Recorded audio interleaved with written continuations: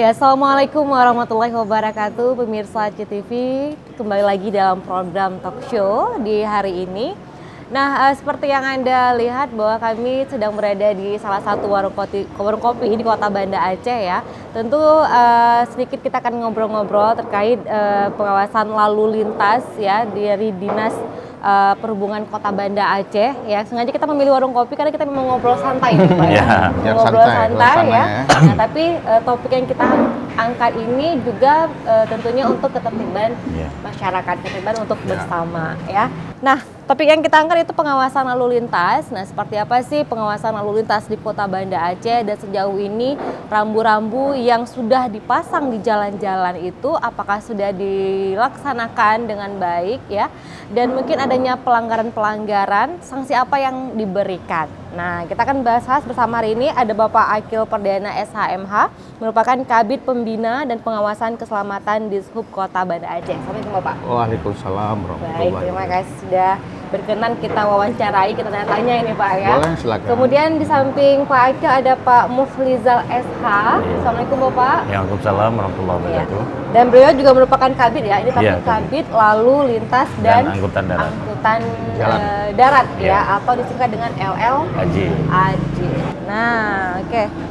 Wah, ini punya bidangnya masing-masing, tapi sebelum bicara jauh nih Pak ya, kita mau tahu nih tupoksinya masing-masing dari Kabid ini Pak ya, karena ada beban kerja, ada tugas yang harus dilaksanakan. Nah, kalau dari Pak Akil sendiri selaku Kabid Pembina dan Pengawasan Keselamatan di Kota Banda Aceh, tupoksinya apa saja nih Pak? Baik, terima kasih Bu Eni. Untuk bidang pembinaan dan pengawasan keselamatan itu kita ada beberapa tugas pokok yang kita laksanakan. Ya, yang pertama kita membantu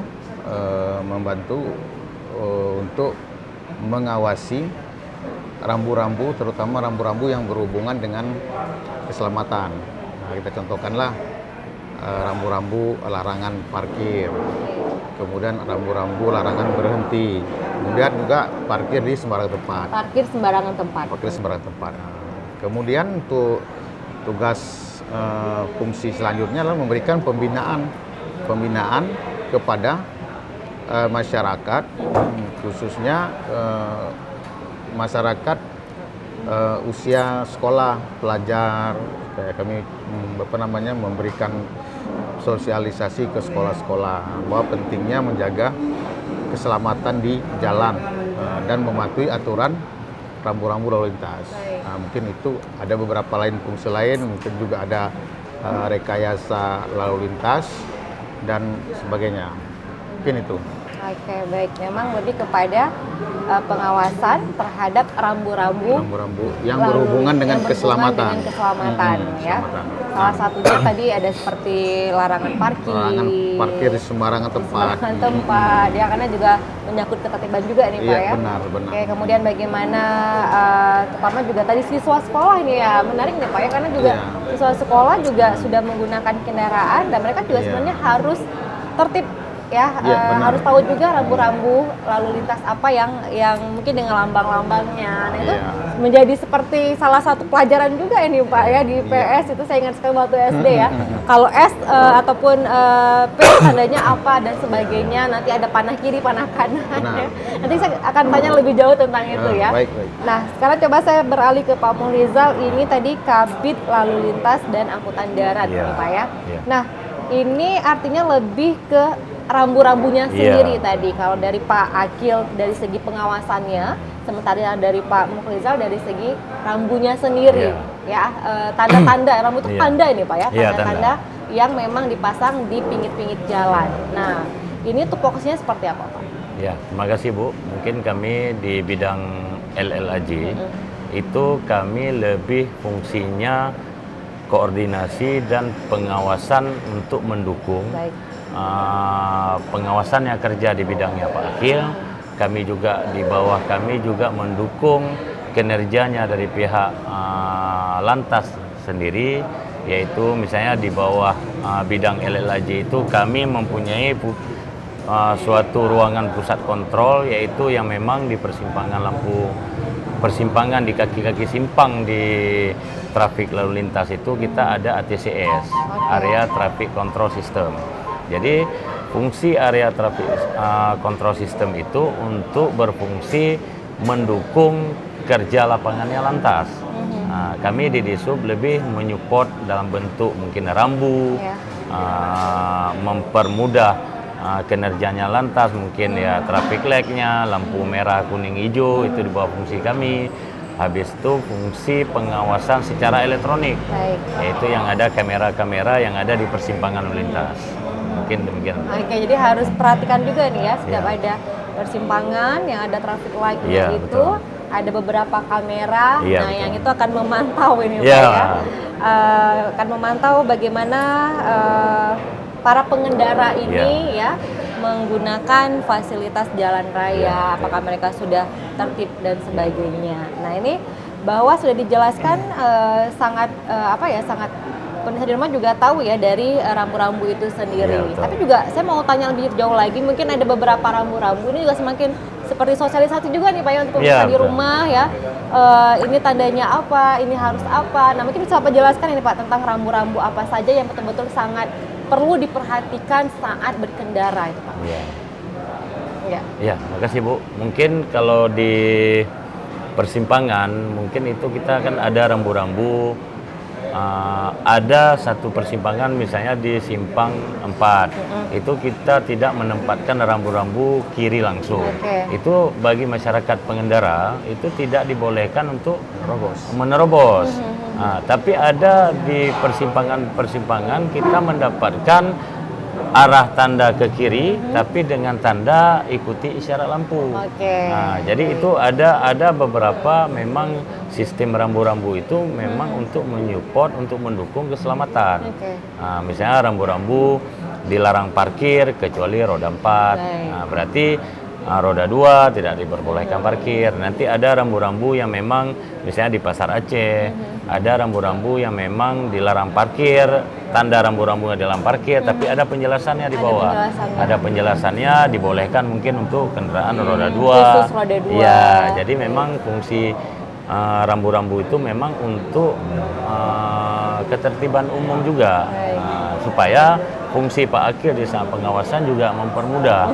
Nah, itu dia fungsi. Jadi hati-hati dengan Pak Akil jika ada yang melanggar. Iya. Kita akan ditindak tegas oleh Pak Akil. Iya, betul. Sementara Pak Mukriza sudah memasang rambu-rambu nih. Iya, betul. Sudah memasang rambu-rambu ya. Jadi wajib kita sebagai pengendara, pengguna jalan untuk mematuhi rambu-rambu tersebut. Nah, ini menarik bahwa rambu-rambu ini yang sudah dipasang nih Pak ya. Kemudian jika ada masyarakat kita yang juga ternyata tidak melek tentang rambu-rambu itu ini Pak ya. Mungkin saya tidak tahu ini artinya apa gitu ya. Saya tidak tahu ini ketika ditegur ya. Misalnya terjadi pelanggaran, ini yang sering terjadi itu ada ada mobil ataupun roda 4 yang parkir di sembarangan di badan jalan, memang sudah dipasang rambunya dilarang parkir gitu Pak ya. Kemudian disegel itu juga mungkin penanganannya seperti apa ini Pak? Pada Pak ini ya, Pak Akil. Ya, mungkin biasanya kan begini.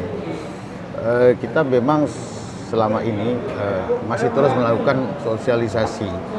Artinya begini, setiap kita melakukan upaya penindakan itu, terkadang kita tidak selalu menggembok rodanya. Kita juga menempelkan stiker. Artinya kita memberikan peringatan bahwa kendaraan tersebut melanggar rambu larangan parkir, larangan berhenti, atau parkir sembarangan. Nah, itu tindakan yang paling ringan yang kita berikan.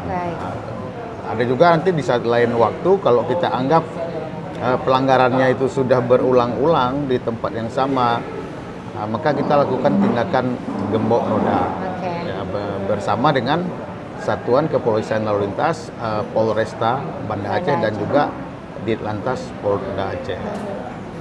Oke, baik. Nah, pemirsa, kita akan istirahat dulu sebentar ya, dan Anda jangan kemana-mana, tetap bersama kami dalam program Talk Show. Minum dulu nih Pak.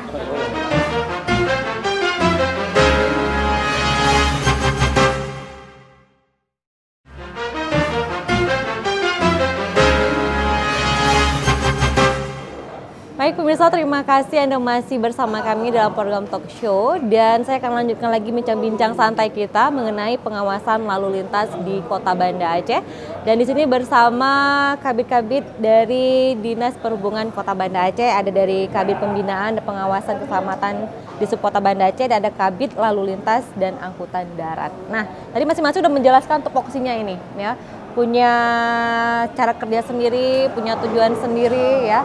Nah, tapi ketika kita kembali lagi ke masyarakat, ke lapangan ini ya, tetap saja tadi adanya beberapa pelanggaran yang terjadi. Nah, ini akan ditindak oleh Pak Akil sendiri nih Pak ya. Nah, kalau kita melihat lagi bahwa kita baru selesai Idul Fitri, dan sebelumnya juga kita masuki bulan Ramadan ya, bulan puasa, dimana kalau di masyarakat kita di Indonesia termasuk di Aceh itu kebiasaan budaya menjajakan takjil. Nah, ini kan juga mereka di pinggir-pinggir jalan. Nah, lagi-lagi nih tugas dari Bapak Dishub nih Pak. Nah, ceritanya agar tertib lalu lintas, pengendara bisa menggunakan jalan dengan baik, pedagang juga tidak terhambat, pembeli juga tidak terhambat.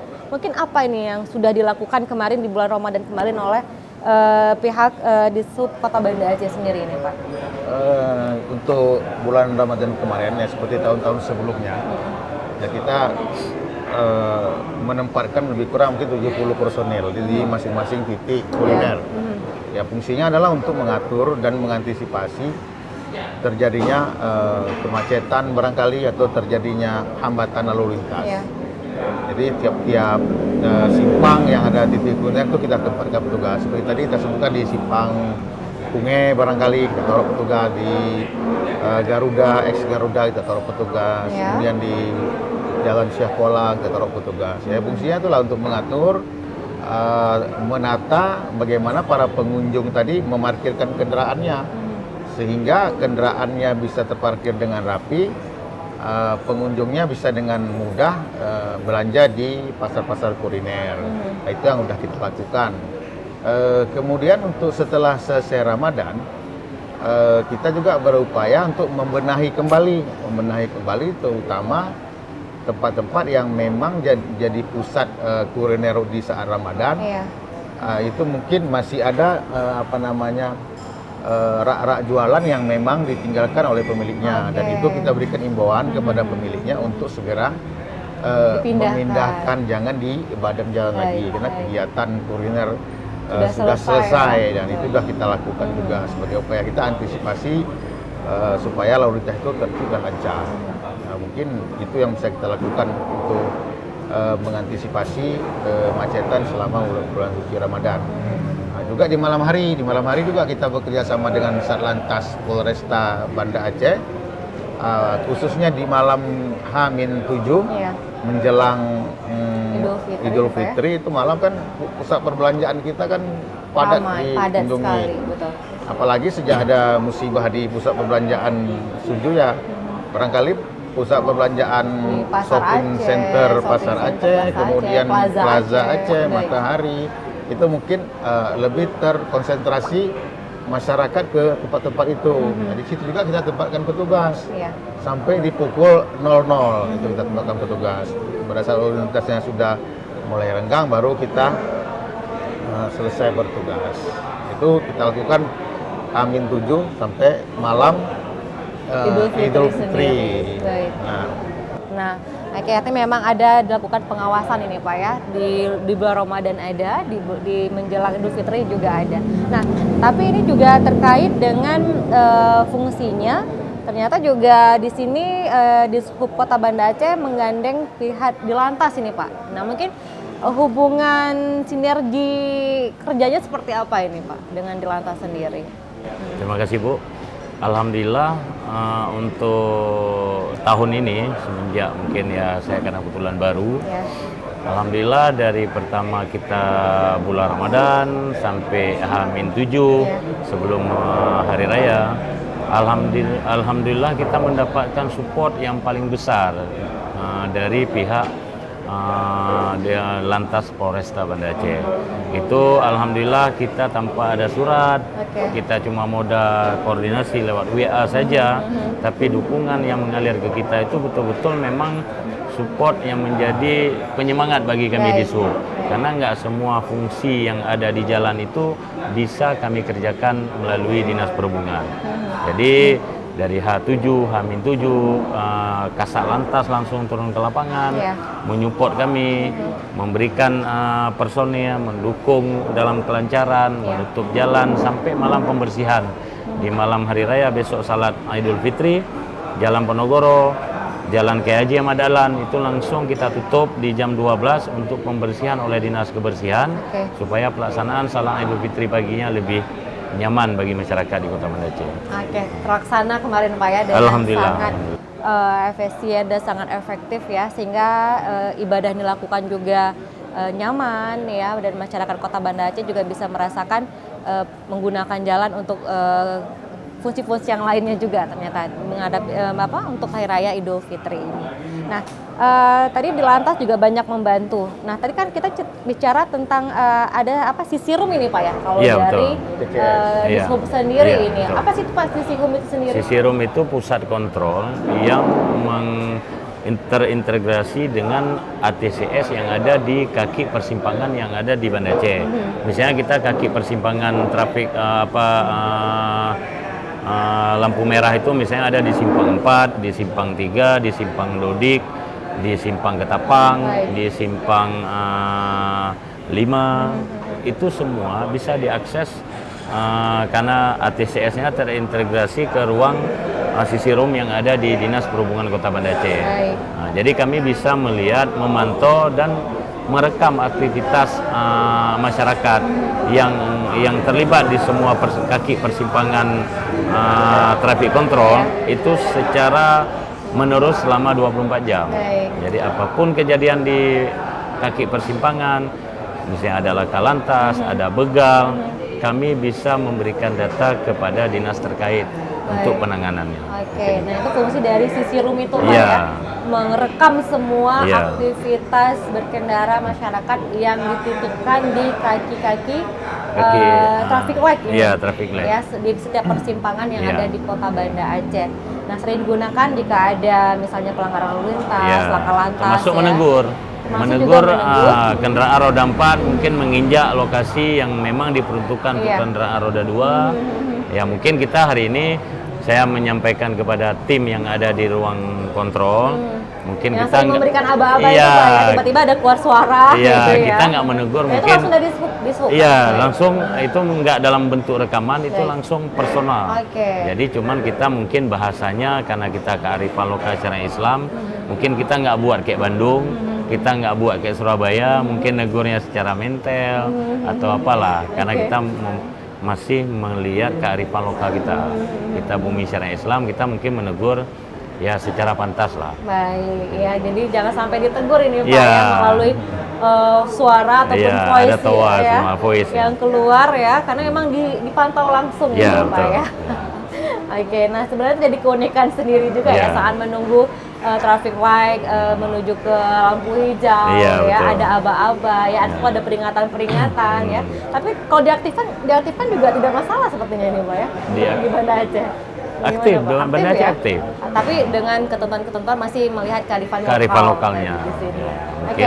Nah, tapi juga kalau kita bicara tentang CCTV ataupun sisi room, tadi kalau untuk di Lantas ini tuh punya etle ini Pak ya. Mungkin sedikit perbedaannya apa ini? Sebenarnya fungsinya sama, cuman etle ini dia lebih ke tilang elektronik. Tilang elektronik. Memang hari ini kita belum berlaku. Ada kemarin uji coba yang dilakukan pihak Dirlantas yang menyasarnya semua mungkin lebih fokus ke kendaraan dinas. Mungkin dalam tahap uji coba sistem tilangnya, pengiriman suratnya sampai ke penggunanya. Jadi hampir sampai hari ini juga Pak Dirlantas juga sudah menyampaikan bahwa untuk plat putih sendiri yang memang diperuntukkan untuk tilang etle juga, betul, itu juga belum berlaku ketetapannya, biarpun Perpol nomor 7 tahun 2022 sudah dikeluarkan, tapi mungkin sosialisasi dari pihak Korlantas belum melakukan. Jadi mungkin pelaksanaannya belum bisa dilaksanakan. Oke, belum bisa dilaksanakan Iya. untuk menggunakan plat putih, Putih, ya iya. di kendaraan Anda. Iya. Jadi hati-hati ini ya, jangan. Iya. Itu kan informasi yang juga sedang viral, yang juga semua disebarkan ya melalui Betul. media sosial Iya, ya. betul. Nah, tapi kalau ada yang beberapa masyarakat kita menggunakan plat putih itu nanti pelanggarannya langsung ke pihak Iya, kepolisian. pihak Dirlantas. Di Pihak lantas kepolisian ya, lantas bukan lah. dari pihak Disub Enggak. ini ya. Baik. Nah, berarti kalau dari Pak Akil dalam bentuk sanksi-sanksi yang diberikan ataupun peneguran itu seperti apa ini Pak, langkah-langkah jika ada masyarakat yang mungkin yang melanggar rambu-rambu lalu lintas tadi? Ya, seperti biasa kita memberikan sanksi berupa stiker ya. Itu sanksi yang teringan. Kita menempelkan stiker Di kendaraan tersebut. kendaraannya, di kaca depannya, Ya. yang isinya bahwa Anda melanggar rambu larangan parkir. Nah, kemudian bisa juga kita lakukan tindakan gembok roda. Oke, gembok roda. Ya, gembok roda. Nah, supaya ada efek jerah lah bagi si Ya. pelanggar tadi. Selanjutnya nanti proses penilangannya dilakukan oleh Satuan Kepolisian Lalu Lintas dari Polresta Banda Aceh melalui aplikasi e-tilang. Oke. Itu khusus untuk kendaraan umum yang melanggar rambu larangan parkir. Apabila nanti dia dalam proses pemeriksaan ternyata kirnya tidak berlaku lagi atau kirnya sudah kadaluarsa, maka Itu dari untuk kendaraan angkutan tadi Pak ya? untuk kendaraan angkutan barang dan Barang penumpang dan umum penumpang atau umum. kendaraan wajib uji.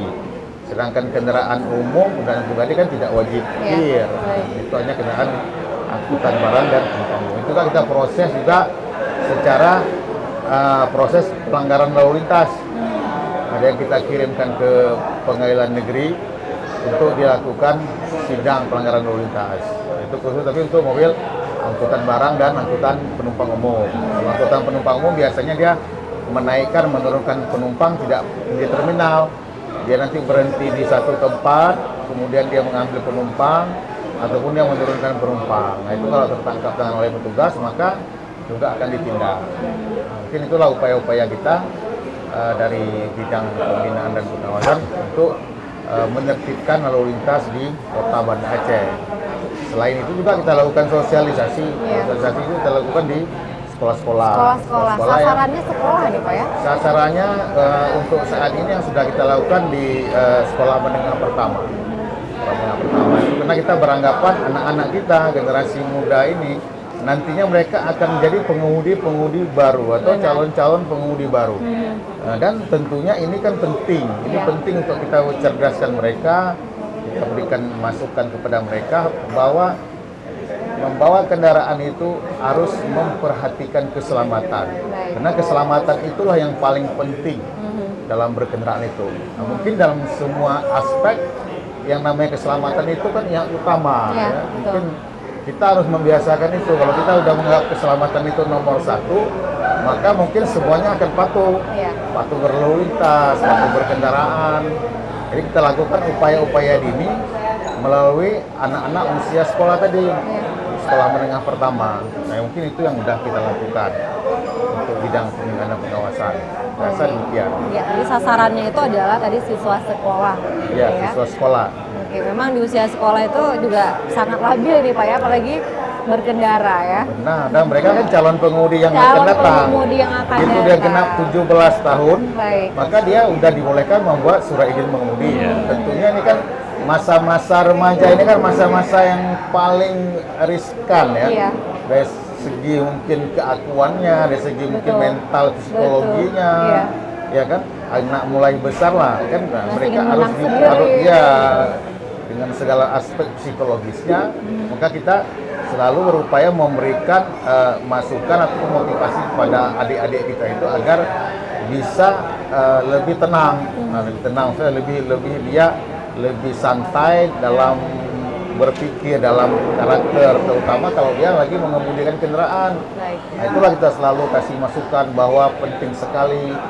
Mungkin kita juga selalu taruh spanduk itu. Mungkin kalau kita lihat ada spanduk yang bunyinya kadang-kadang ada nada-nada yang nyentrik ya. Nah, misalnya contohnya satu, kita sering tengok di Google tuh, jatuh cinta tidak sehingga jatuh di aspal kan begitu. Benar. Ya, Itu terinspirasi dari mana nih Pak bahasa-bahasa itu seperti sebenarnya itu? bahasa-bahasa pasaran yang tujuannya untuk sosialisasi. Kalau kita pakai bahasa Undang-Undang 22 2009 mungkin kan agak lebih kaku ya. Bahasa undang-undang kan tegas ya kan. Tapi kalau kita tambahin dengan bahasa-bahasa yang memang Bahasa agak kekinian, gitu, agak kelucu-lucuan, agak ya kan.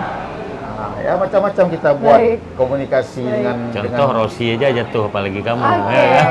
Nah ini menarik ya. Bahasa-bahasa begitulah yang kita Jadi tampilkan. sebenarnya dari bahasa undang-undang itu yang sudah dibakukan, tapi dibuat dalam bentuk bahasa sehari-hari agar masyarakat lebih paham, ataupun lebih wah bener juga nih ya, gitu ya. Agak ada lucunya gitu ya, menggelitik ya, tapi juga oh ya bener juga ini ya. Nah itu kita sering jumpai mungkin kalau ke arah-arah Jalan Selawan juga banyak gitu Pak ya. Jadi pihak kepolisian juga menggunakan bahasa-bahasa yang mudah dimengerti. Bisa juga dalam bahasa daerah, ya kan kita kasih nasihat. Kita kasih nasihat untuk sayangi diri, sayangi orang tua, sayangi keluarga. Itu kan salah satu upaya-upaya kita terus menerus cara kami memberikan sosialisasi. Oke, jadi sosialisasi dilakukan itu tadi ada langsung ke sekolah-sekolah, sasarannya siswa menengah ya, menengah pertama, dan kemudian juga ada sosialisasi melalui spanduk-spanduk yang bahasanya itu sangat nyentrik tadi Pak ya. Oke, pemirsa kita akan lanjutkan lagi bincang-bincang kita setelah yang satu ini, tetap bersama kami dalam program Talk Show.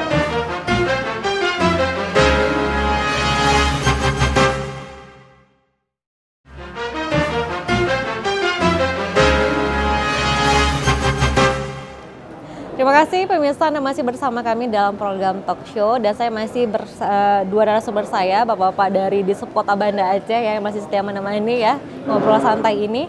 Dan ini juga sudah segmen terakhir ya, kita akan tanya apa sih pesan-pesannya. Tapi sebelum itu saya juga tadi sudah tanya sama Pak Akil bahwa adanya pengawasan lalu lintas tentunya kita memberikan juga sosialisasi. Ada program-program dari masing-masing kabid bagaimana menyampaikan kepada masyarakat. Jadi dari Pak Akil dari bidang kabid pengawasan itu memberikan sosialisasi ke sekolah-sekolah, kemudian dalam bentuk spanduk-spanduk. Nah, kalau Pak Mukhlizal sendiri itu mengenai rambu-rambu itu sosialisasi apa sih yang bisa diberikan, itu seperti apa Pak? Ya, makasih Bu. Kalau di bidang LLAJ, sosialisasi yang kami buat itu lebih ke elektronik. Dalam bentuk voice ataupun dalam bentuk running tag yang ada di persimpangan-persimpangan. Dan kami juga mendukung dalam hal ini bidang pengawasan dalam hal pelaksanaan. Nantinya mungkin ada sosialisasi yang dilaksanakan di sekolah-sekolah, sekolah menengah, karena memang mereka lagi remaja untuk datang ke dewasa. Itu nanti di bidang kami itu banyak mungkin pemateri-pemateri juga yang akan menyupport bidang pengawasan. Karena memang hari ini fungsi koordinasi mungkin ada di kita, karena kita memang bidang lalu lintas dan angkutan, mungkin dari pihak Dirlantas, dari pihak Dinas Perhubungan Balai yang di bawah kementerian. Karena memang hari ini jalan yang ada di Banda Aceh itu ada tiga yang punya. Baik. Tiga yang punya. Tiga yang punya. Satu jalan yang memang kepunyaan kota, ada jalan yang wewenangnya di bawahnya provinsi, ada jalan yang memang kita sering lihat marka warna kuning, itu wewenangnya ada di pusat. Jadi ya memang fungsi kami berkoordinasi, itulah tim yang akan kami menyupport bidang pengawasan dalam hal sosialisasi. Oke, jadi sosialisasi juga terus dilakukan baik dari lembaga-lembaga pendidikan dan yang lainnya, tapi yang menarik tadi ini langsung di lapangan melalui voice tadi nih Pak ya. Saya ingin dong Pak sekali main ke ruangan apa namanya ini Pak ya? Sisi room. Sisi room ya, ruangan sisi room yang langsung terpasang kamera, kemudian ada layar. Iya, betul. Ya, kita bisa melihat langsung ya Pak, langsung di setiap persimpangan. Nah, maka ketika ada peringatan-peringatan itu yang langsung diberikan. Ini sosialisasi langsung di lapangan, langsung di tempat kejadian ini Pak ya. Jadi juga sangat menarik sekali ya. Jadi masyarakat kalau misalnya ada yang salah langsung ditegur ya, langsung ditegur dan langsung oh iya saya salah, oh ya dan apa yang harus dilakukan. Dan juga tadi ada dalam bentuk running text ya, beberapa running text. traffic yang punya running text itu, Iya. itu juga sesuai dengan apa ya? Sepertinya saya pernah baca Kota Banda Aceh Iya, kemarin tuh Pak ya, sempat sesuai ya, konten lah. sesuai dengan konten ya, selama Idul Fitri, Iya. selama menjalankan ibadah puasa ya, ini juga hal-hal yang bisa menggunakan teknologi tapi juga bisa menyampaikan pesan-pesan kepada masyarakat ya. Baik, saya mau minta juga nih sedikit nih pesan kepada pemirsa kita di rumah terkait bagaimana sih kita harus menggunakan lalu lintas, sementara Bapak dari fungsi pengawasan sendiri, dan apa yang ingin disampaikan? Silakan dulu Pak Akil. Ya baik, terima kasih. Ya, kita dari Dinas Perhubungan, ya, kita mengimbau lah kepada semua pengendara baik remaja maupun pengendara yang dewasa agar sama-sama menjaga dan memperhatikan keselamatan di jalan. Kenapa? Karena itu demi keselamatan, demi kemaslahatan kita bersama. Ya. Kita tahu Kota Banda Aceh usia sudah 800 tahun dan jalan-jalan di Kota Banda Aceh itu adalah jalan-jalan lama. Kota Banda Aceh adalah kota tua, jadi kita tidak akan mungkin lagi untuk memperlebar jalan. Baik. Tapi yang bisa kita usahakan saat ini adalah semua kita berperan andil dalam menciptakan ketertiban lalu lintas di Kota Banda Aceh. Belajarlah mentaati peraturan lalu lintas. Mungkin itu yang bisa kami sampaikan. Baik, terima kasih. Pak Mufrizal, apa yang ingin disampaikan untuk pemirsa di rumah juga nih Pak, sebagai pesan, sebagai pembelajaran juga untuk kita? Ya, makasih. Kami dari Dinas Perhubungan Kota Banda Aceh dalam hal ini bidang LLAJ, kami hanya menghimbau kepada masyarakat Kota Banda Aceh, patuhilah rambu-rambu lalu lintas yang sudah kita pasang. Karena rambu-rambu yang kita pasang itu, percayalah bahwa untuk rambu itu bukan untuk kami, rambu itu untuk masyarakat Kota Banda Aceh, untuk keselamatan masyarakat Banda Aceh. Mungkin banyak hari ini kita lihat waterbari yang kami buat pembatas di jalan dibuka oleh masyarakat. Baik. Mungkin hari ini orang lain yang akan menjadi korban karena kita membuka water barrier. Baik. Siapa tahu ke depan kita yang akan menjadi korban. Maka di saat kita mematuhi rambu-rambu yang telah dipasang oleh Dinas Perhubungan, ingatlah bahwa rambu-rambu itu bukan untuk kepentingan Dinas Perhubungan dan pemerintah Kota Banda Aceh, tapi rambu-rambu itu untuk kepentingan masyarakat luas, untuk keselamatan masyarakat yang ada di Kota Banda Aceh maupun penduduk yang datang ke Banda Aceh. Terima kasih. Baik, terima kasih.